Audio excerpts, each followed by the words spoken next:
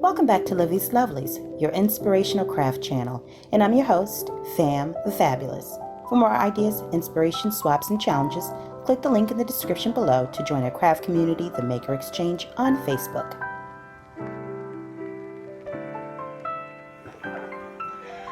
Welcome back, welcome back, welcome back, all my artists, creatives, crafters, and makers. Welcome back to the Lovely Lab, and I'm popping on today to do a quick little stitch swatch, and this is upon viewers' request. Now we have our good friend Roberta. I know you're watching, and I want to thank you for your request, and I am here to fulfill it.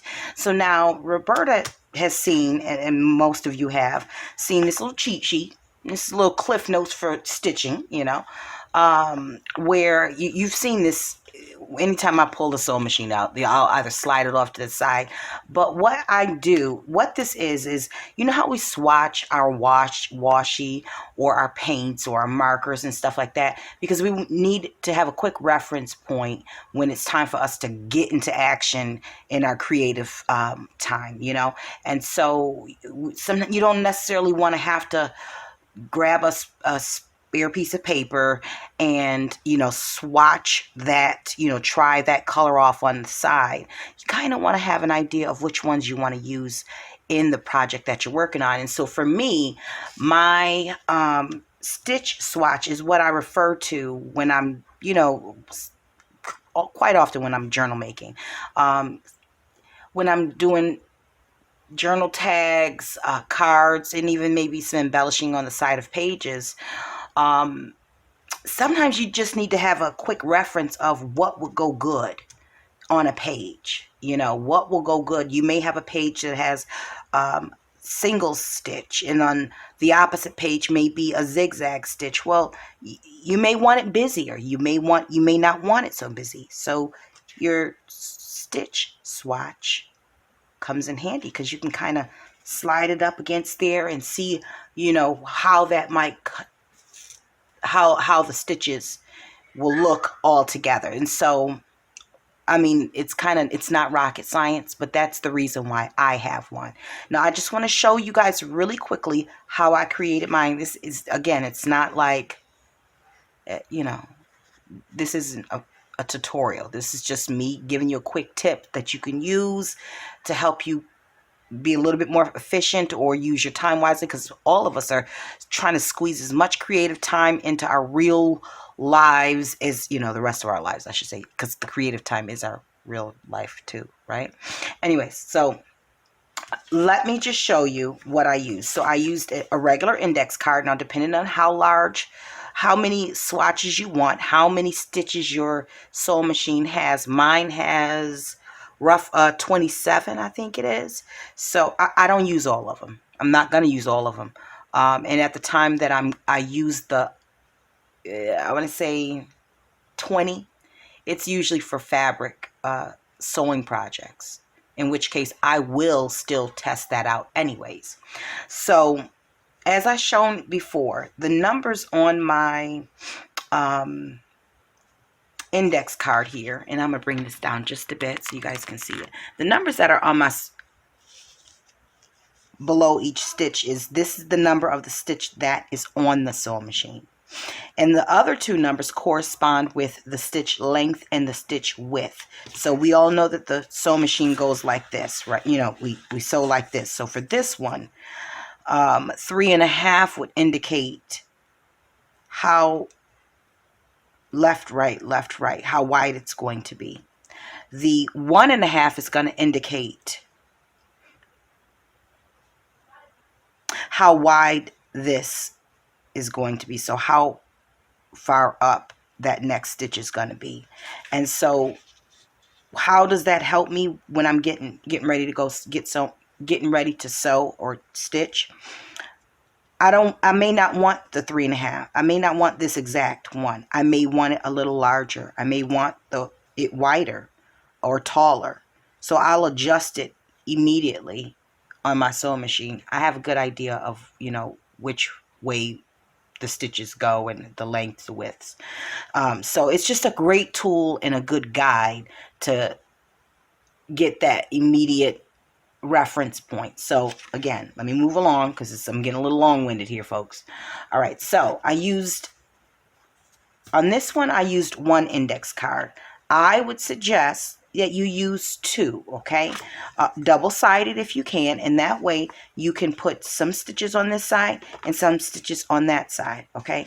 But also because this has endured about 3 years of abuse, okay? So because it's thinner, and because my son, what I do is let me slide this over so you guys can see.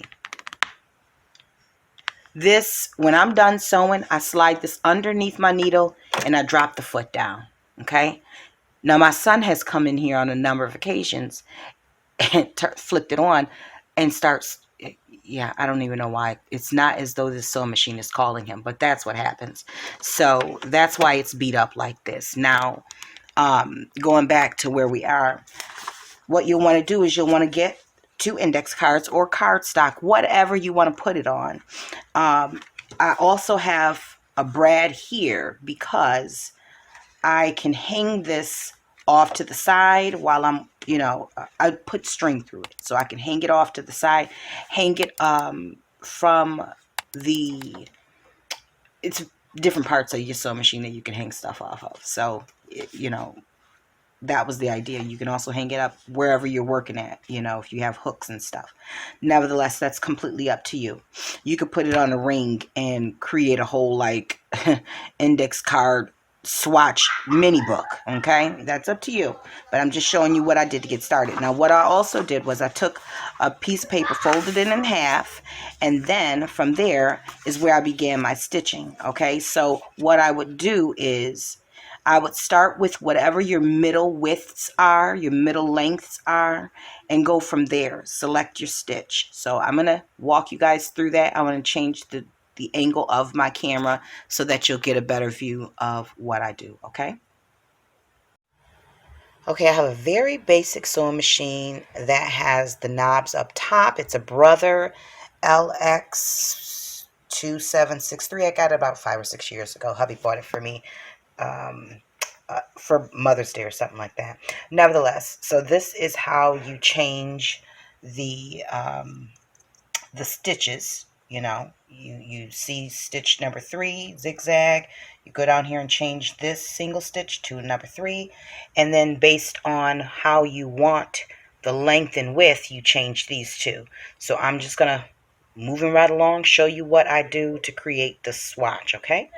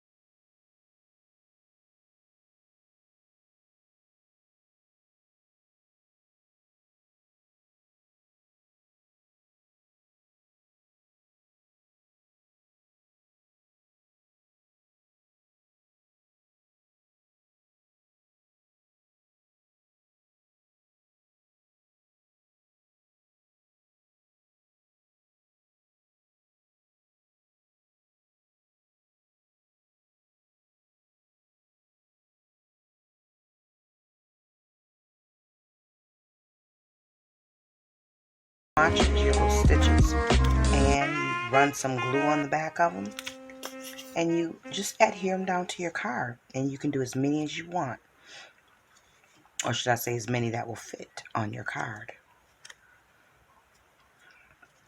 And remember, if you plan to put an eyelet on the side, go ahead and put that in ahead of time so that you don't end up gluing over it, right? So that's how you do that. I hope that was helpful for you all. And remember, this is just a tip to help you get to the creating a little quicker and get it done and over with. So I went ahead and added two additional swatches to this side of the index card, and then off camera I intend to do the same on this one using some stitches that I have not quite gotten around to using in my paper crafting. And then I will obviously add an eyelet to this one as well. Now I will recommend that before you start adding your swatches, go ahead and put your eyelet in there so that it doesn't interfere with your stitches or your writing for your stitch length and height. And now if you found this tip useful, give this video a thumbs up. If you're new to the channel and you enjoyed what you watched here and you haven't already subscribed, now is a great time to do so, and I would greatly appreciate it. And I welcome you to our family. And for my current subscribers and my creative family here on YouTube and Patreon, I want to thank you guys so much for your support, for watching, for commenting, and feedback. And Roberta, I hope you are able to put together your own little swatch of stitches. Okay, now until we're back here together on YouTube and Patreon, my friends, stay encouraged, stay blessed, stay creative and crafty. Bye for now. If you enjoyed this video, go ahead and give it a thumbs up. Hit subscribe to join the crafty community, and be sure to click the bell for notifications of new uploads. Thank you so much for watching. Now stay tuned for more from Livie's Lovelies, your inspirational craft channel. Bye for now.